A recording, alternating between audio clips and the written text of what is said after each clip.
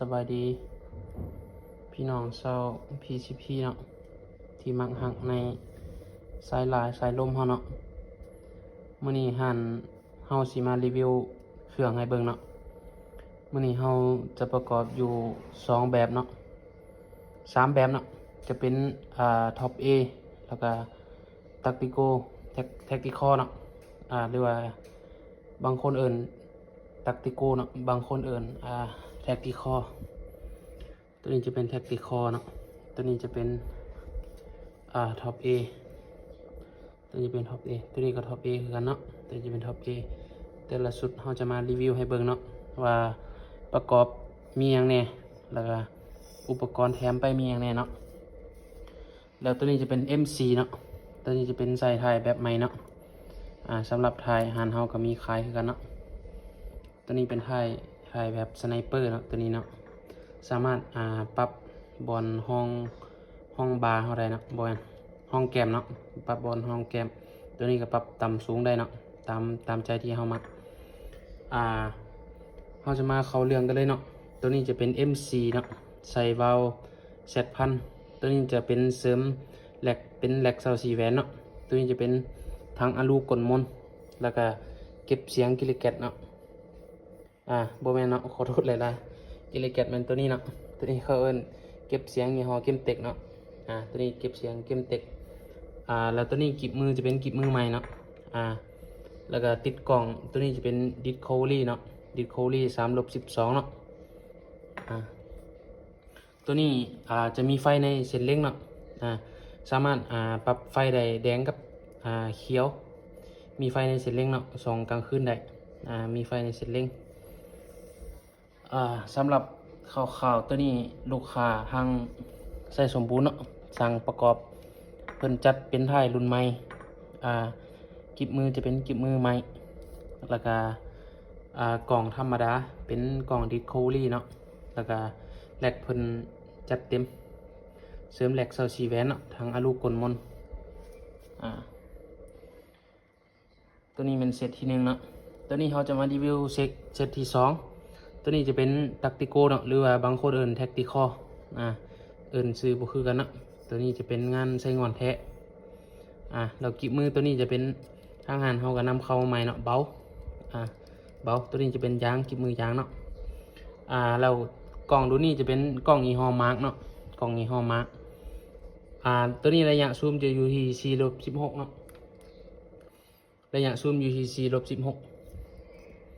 มีไฟเส้นเร่งคือกันเนาะสามารถส่องมือคืนได้มีไฟเส้นเร่งสีแดงกับสีฟ้าเนาะแล้วเก็บเสียงคือกันเนาะจะเป็นเก็บเสียงเกมเต็กเนาะใส่ทั้งอลูกลมนตัวนี้แหลกลูกค้าเลือกเป็นแหลก16แหวนเนาะแหลก16แหวนแหลกมูมิอาคือกันเนาะสุดในอัปเกรดเรียบร้อยเนาะสปริงเปลี่ยนเป็นสปริงของแท้เนาะสปริงเปลี่ยนเป็นสปริงของแท้ดอกวาล์วก็ใส่ของแท้ให้เนาะดอกวาล์วรับประกันลมหัวลมไหลเนาะตัวนี้เป็นแท็กติโกเนาะแท็กติโกแล้วตัวที่3จะเป็นท็อป A เนาะในวงการหลายคนที่เขาวงการ PCP มาเนาะจะรู้เลยว่าท็อป A รุ่นใดที่ใส่ดีเนาะสำหรับข้าเจ้าแม่นแนะนำท็อป A เนาะแนะนำท็อป A นี่ถือว่าใส่ดีเนาะใส่ดีระบบลมระบบหยังแม่นโอเคมันเนาะตัวนี้เป็นท็อป A เนาะท็อป A 2025อยู่เนาะตัวนี้ลูกค้าเสริมมาจะเป็นแหลก8แหวนธรรมดาแหลก8แหวนธรรมดาแต่ถังเพิ่นจะจัดเต็มเนาะเป็นถังอลูบ่แม่นตัวนี้จะเป็นถังคาร์บอนดำด้านเนาะถังคาร์บอนดำด้านขนาดจะอยู่ที่ 0.7 เนาะเก็บเสียงก็เป็นเก็บเสียงเกมเต็กธรรมดาคือกันเนาะเก็บเสียงเกมเต็กธรรมดากล่องลูกค้าจะเป็นเลือกกล่องยิงไว้เนาะระยะซูมอยู่ที่1/6เนาะหน้าเลนเป็น24เนาะตัวนี้จะเป็นกล้องยิงไวเนาะยกขึ้นแล้วยิงคอมเลยเนาะแล้วท้ายจะเป็นท้ายรุ่นใหม่คือกันลูกค้าเลือกท้ายรุ่นใหม่เบิ่งทรงนี่คือสไนเปอร์เลยเนาะสายซุ่มเนาะสายซุ่มจัดกล่องยิงไวท็อป A แหลก8แหวนทั้งคาร์บอน 0.7 เนาะดำด้านดีที่สุดแล้วตัวนี้เนาะ ตัวต่อมาจะมีบอลปรับไกด์เนาะเขาจะมาให้เบิ่งความแตกต่างตัวรุ่นนี้เซฟตี้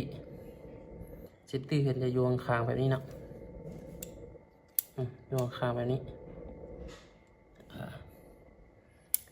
รุ่นแต่ก่อนมันจะเป็นยูธรรมดาเนาะแล้วล่างตัวนี้จะเป็นล่าง11มิลเนาะล่าง11มิลลูกค้าเลือกแล็กแมนแล็ก16แหวนคือกันเนาะตัวนี้ใส่กล่อง BSA เนาะกล่อง BSA แต่ละรุ่นเขาสิขึ้นโซ่เส้นเล่งกล่องให้เบิ่งเนาะ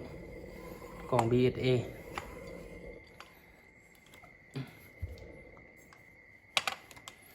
ใส่กล่อง BSA เนาะท็อป A รุ่นใหม่ทั้งจะเป็นทั้งคาร์บอนเนาะทั้งคาร์บอน 0.5 ตัวนี้เนาะเก็บเสียงจะเป็นของเกมเต็กคือกันหานเฮาจะมีเก็บเสียงแต่แบบนี้เนาะหานเฮาเนาะแหลก16แหวนเนาะแหลก16แหวนโหมดตัวนี้จะเป็นโหมดล็อกได้เนาะ11นัดถ่ายจะเป็นถ่ายธรรมดารุ่นเก่าเนาะถ่ายธรรมดารุ่นเก่าตัวนี้เป็นคลิปรีวิวเขาประมาณเนาะตัวนี้เป็นลูกค้าจองหมดละหรือว่าลูกค้าผู้ใดสนใจก็สามารถทักมาได้เนาะเราสามารถประกอบให้ได้ประกอบลองกลุ่มให้เนาะหรือว่าลูกค้าผู้ใดที่สนใจถ่ายแบบนี้หานเขาก็มีเขือนเนาะถ่ายตัวนี้จะเป็นถ่ายรุ่นใหม่เนาะสำหรับสายซุ่มเนาะสไนเปอร์ตัวนี้จะสามารถปรับต่ำสูงตัวนี้ก็ปรับต่ำสูงได้เนาะสามารถใส่งานเวียดงานไทยได้แต่เวลาใส่หัวธรรมดาแบบนี้ใส่ได้เต็มปิดเลยเนาะถ้าใส่หัวขอบ A เขาจะได้เปลี่ยนน็อตเนาะจะได้เปลี่ยนน็อตตัวนี้เปลี่ยนน็อตตัวนี้ออกเนาะเปลี่ยนน็อตตัวนี้ใส่น็อตยาวใส่เนาะแต่ก็ใส่ได้คือกันแน่นหนาคือกันเนาะแล้วข้างหลังนี่จะเป็นน่วมเนาะข้างหลังนี่เป็นน่วมเนี่ยข้างหลังนี่จะเป็นน่วมสามารถปรับต่ำสูงได้ตัวนี้ก็ปรับต่ำสูงได้ตัวนี้จะยืดออกได้สำหรับลูกค้าผู้ใดสนใจสามารถทักแชทได้เนาะหานเขามีบริการเก็บปลายทางเนาะตัวนี้แมนสุดพอข่าวๆเนาะมื้อนี้มารีวิวให้เบิ่งเนาะสำหรับแต่ละสุดเขามีเวลาเขาจะมาลองใส่เหล้าแล้วก็ยิงให้เบิ่งเนาะตัวนี้หานเขาจะเป็นเหล้าเขามาใหม่เนาะรับประกันกลุ่มให้เหล้าเขามาใหม่ลืมแนะนำเหล้าเมื่อกี้นะเป็นเหล้าเขามาใหม่เราจะเป็นเหล้าของ FX โดยเฉพาะเนาะตัวนี้สิมารีวิวเหล้าให้เบิ่งนี่เขาของ FX เนาะเขาตัวนี้เขาเอาเขามาใหม่เนาะมาเบิ่งเกียวมันกันเนาะ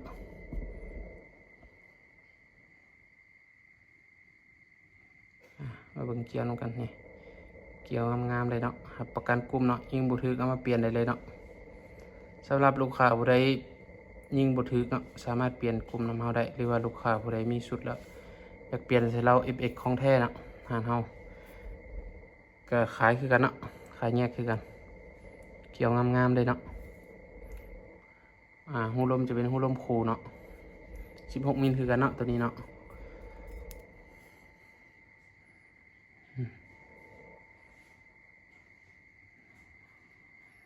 เรา FX กันเนาะสำหรับลูกค้าผู้ใดสนใจเครื่องหานเฮาทักเบอร์หน้าโปรไฟล์เนาะหานเฮาจะมีแอดมินตอบเนาะหานเฮาจะมีเบอร์เดียวบอกว่าจะเป็นช่องทาง TikTok YouTube Facebook เนาะหานเฮามี WhatsApp เบอร์เดียวเนาะ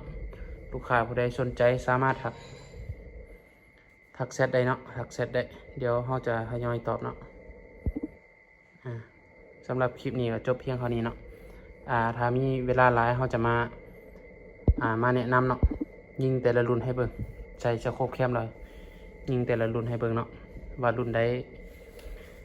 สีกลุ่มดีหรือว่าลูกค้างบประมาณใดเนาะหรือว่าลูกค้างบประมาณใดสามารถทักแชทได้เนาะ